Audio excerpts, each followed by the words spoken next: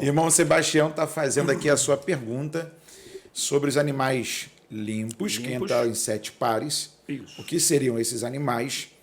Porque o que causa estranheza nele, numa conversa particular, é se o Moisés está lá na frente... 430 anos, nem aqui, quase 1000 anos. Né? É verdade, e aí ele está dizendo que animal puro tem uma lei alimentar do que é o que não é. Dá uma palhinha para nós, para a gente encerrar. Então, a Torá é muito específica e ela é muito interessante nesse sentido. Quando Deus olha para Noé, ele diz assim, olha, você vai pegar, Gênesis 7, né? 7 pares de animais puros, traduziram na nossa Bíblia como animais puros, né? E 7 pares de animais impuros, né? O texto é interessante porque o Noé, ele está longe, né? Ele está distante, como disse o pastor Paulo, né? Como é que a gente diz? Da lei de Moisés. Do explicitar dos puros e dos impuros. Exatamente. Porque a grande estranheza a gente vai fazer uma correção aqui, é que são 7 animais limpos. Sim. E 2 pares. E um par só de animal. Um par só, perdão. Para impuro, né? Isso aí. Seria. Isso aí. E aí ele está perguntando o que são esses animais. O que é o limpo e o que é O que é interessante é justamente isso. Nós temos homens do Antigo Testamento que, por mais que a lei não estivesse sido dada explicitamente ou escrituristicamente, ela foi dada oralmente para homens que guardavam os seus mandamentos, guardavam os mandamentos de Deus. Porque não foi só o povo de Israel que recebeu mandamentos da parte de Deus. Você tem Melquisedeque, na época de Abraão, que é Sem, na verdade, Melquisedeque, ele é o Sem, filho de Noé, que vai viver até perto da idade de Jacó, com 10 anos de idade. Jacó, segundo nós vemos na própria cronologia da vida desses homens, ele estudou nas tendas de Sem, que era nada mais, nada menos do que a escola de Melquisedeque. Então, olha que interessante. Melquisedeque, ele já tinha a lei do Eterno, ele já sabia o que sacrificar, como sacrificar, e justamente Melquisedeque vive em Jerusalém.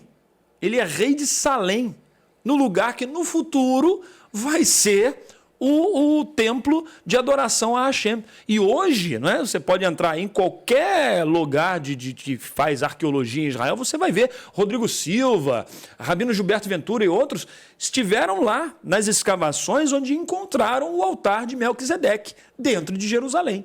Entendeu? Então, olha que interessante. Esses homens já tinham a lei. Tanto é que o próprio Deus fala sobre Abraão no capítulo... Isso tudo para chegar nesses animais puros. No capítulo 26, versículo 5, rapidinho, e eu encerro.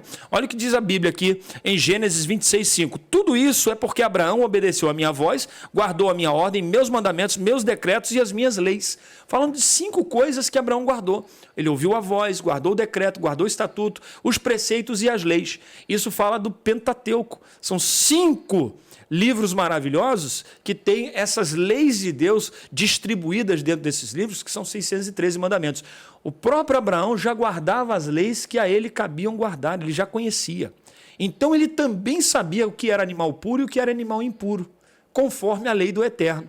Isso, então, Deus revelou a Noé lá atrás, dizendo, Noé, para você colocar na arca, você vai pegar 7 pares de animais puros, ou seja, ritualmente limpos, que são aceitos para o sacrifício, que eu já expliquei para você quais são, que Adão também conhecia, pois Adão também sacrificou animais ao Eterno e ensinou esse sacrifício para seus filhos, porém o Caim ficou sacrificando somente víveres da terra e o Abel sacrificou o animal, né? E, meu Deus, eu preciso encerrar. Não, vai. Tá bom. E o Noé, ele então sabia também por revelação de Deus quais eram os animais puros e os animais impuros. Então ele pega 2 pares, né, de animais impuros, e 7 pares de animais puros. Por que isso? Aí por que Deus mandou ele pegar logo 7 animais puros? Porque os animais puros iam servir para alimentação e iam servir para sacrifício quando ele saísse da arca. Então, por isso que Deus precisava revelar para ele quais eram os animais puros e os animais impuros. E outra coisa interessante é que não foi Noé que foi catar animal. O capítulo 7 também, o pastor vai analisar e vai ver que não foi Noé que foi catar os animais. O capítulo 7 de Gênesis vai dizer os animais vieram a Noé. Olha que interessante, né? O texto vai dizer para nós assim, ó, e eles vieram, capítulo 7, verso 14, e eles vieram juntamente com toda a espécie separada de animal, e toda a espécie separada de gado, e toda a espécie separada de réptil. Ou seja, os animais vieram a Noé e ele os pôs dentro da arca. Vieram de onde? Vieram justamente de onde Deus os chamou. Aí é que está. Porque a gente fica preocupado, pensando assim, ele foi catar o ornitorrinco lá não sei aonde. Deus trouxe esses animais. Levou 120 anos para Noé construir essa arca. Tem animal vindo até chegar onde Noé está. Eles estão vindo, estão se reproduzindo no meio do caminho, tá morrendo e está crescendo e está vindo. 120 anos para esses bichinhos chegar onde chegar.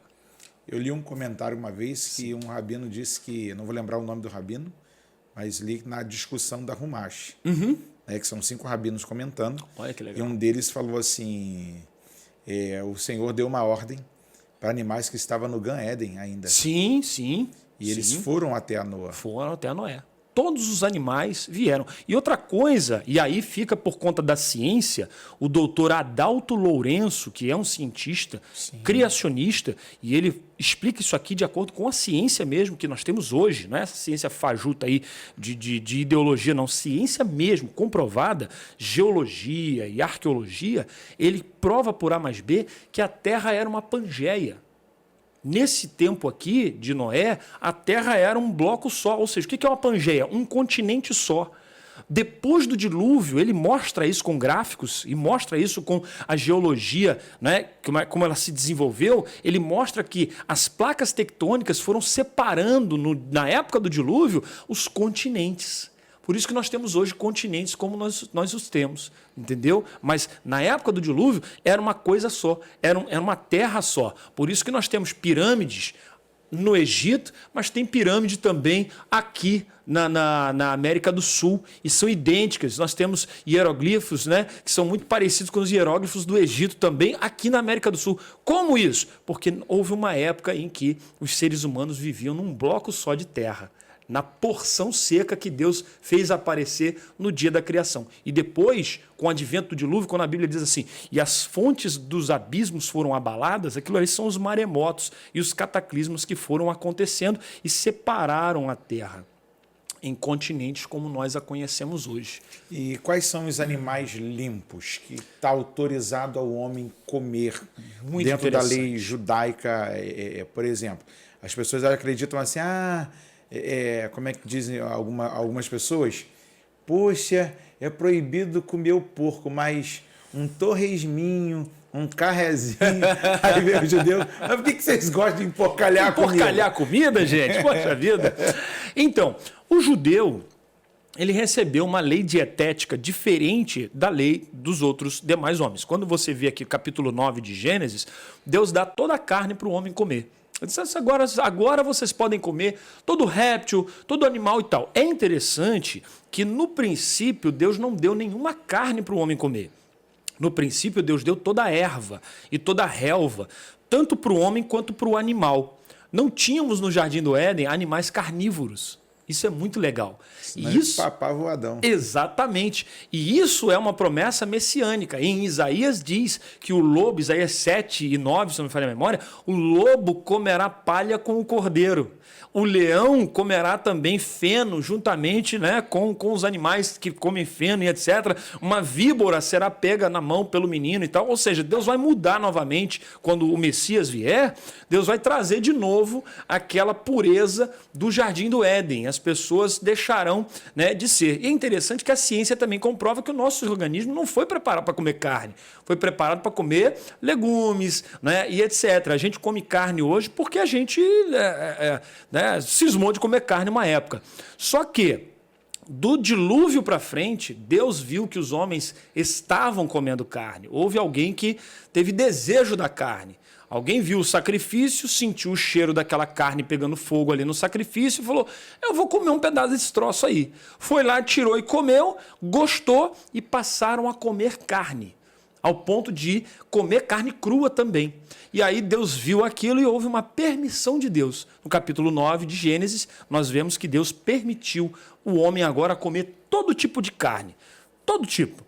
grilo, barata, rato, cachorro, todo tipo de carne. Então o chinês não está fazendo nada errado, irmão. Deixa ele comer o gafanhoto dele, deixa ele comer o escorpiãozinho dele, deixa ele comer o cachorrinho dele, que ele está cumprindo na Bíblia, tá? Agora, para o judeu, Deus disse assim, para vocês vão comer apenas a carne do animal que é ruminante e tem o casco fendido, ou seja, ele tem a pata, né, que é um casco só, mas é rachado no meio, né, e ele é ruminante ao mesmo tempo. Essa carne vocês vão comer. E depois ele diz também das aves, toda ave que não é de rapina. E o peixe, Deus ordena que seja o peixe que tem nadadeira ou barbatana, né, e escama no mesmo animal. Esses são os animais puros que nós podemos comer. Ouvindo o Rabino Rony, sim, que é intrigante demais. Rony é fantástico. Carioca também, né? Ele é fora da caixinha. Ele é fora da caixinha. Aí ele fala que alguns peixes até têm a barbatana. Sim. Mas não tem a escama. Tem couro. Só tem o couro, né? Isso aí. E aí? Aí nós não podemos comer. Porque eu não sei. Porque é interessante isso, que nós temos vários tipos. Quando você vai estudar a lei de Kashrut, é muito grande a lei de Kashrut. Então, a gente teria que ter aqui 6 meses, no mínimo, para a gente falar sobre a lei de Kashrut. A lei de Kashrut, na questão alimentar, ela vai ensinar para a gente o seguinte, que existem coisas que Deus não explicou por que a gente não pode fazer, mas a gente está ali, não vamos fazer. Por quê? Porque Deus falou para não fazer. É o tal do nascer venishma, né? Faremos e ouviremos. Ou seja, primeiro a gente faz, depois a gente ouve, ou seja, depois a gente entende, né? Ouvir ali é entender por quê. Então, primeiro a gente faz. Deus falou. Por exemplo, não pode ter no mesmo tecido, né? Na mesma forma de pano aqui, fibra animal e fibra vegetal. Por quê? Não sei. Deus falou que não é para ter lã e linho na mesma roupa. Eu lembro de Cleitinho. Cleitinho deu essa vergonha pra mim. Lembra? Me deixou atribulado. Então, por quê? Essas são as leis chamadas de Hukim. A gente tem as mitzvot, a gente tem os mishpatim, a gente tem todas os tzavim, mas existem os Hukim. O Hukim é o tipo de lei que Deus mandou fazer sem explicar por quê. Né? A gente não sabe, não tem uma ideia por quê, entendeu? A lei alimentar é essa. Por exemplo, o judeu fica doente da mesma maneira, pega Covid, pega gripe, pega da mesma maneira. A alimentação dele não deixa ele mais poderoso, mais inteligente, mais nada, do contrário. Inibe ele, talvez, de comer coisas que as pessoas dizem que são muito gostosas, né? A gente não sabe, mas que as pessoas dizem que são muito gostosas. Mas só porque Deus mandou a gente... Camarão, lagosta, né? O tocinho aí que o pessoal, né? Lambe os peitos, fala muito. Eu quero lembrar a você que você também pode nos ajudar a manter essa programação. Nós ficamos um bom tempo sem o podcast, tá? Tem uma chave Pix aparecendo aí para você, que é doarparafb@gmail.com. Eu vou repetir, doarparafb@gmail.com. Essa é a nossa chave Pix, que você pode também estar nos ajudando aqui. Aí, de repente, você diz assim, pastor, qual é o valor? O valor que Deus colocar no seu coração. Eu não vou impor nenhum valor, mesmo porque nós temos os nossos gastos aqui, e eu quero estar mais vezes com os meus irmãos, trocando ideias, trocando informações, respondendo algumas dúvidas, que às vezes você na sua igreja tem vergonha de perguntar. E às vezes tão intimidado que está pela vergonha, não pergunta e fica sem resposta.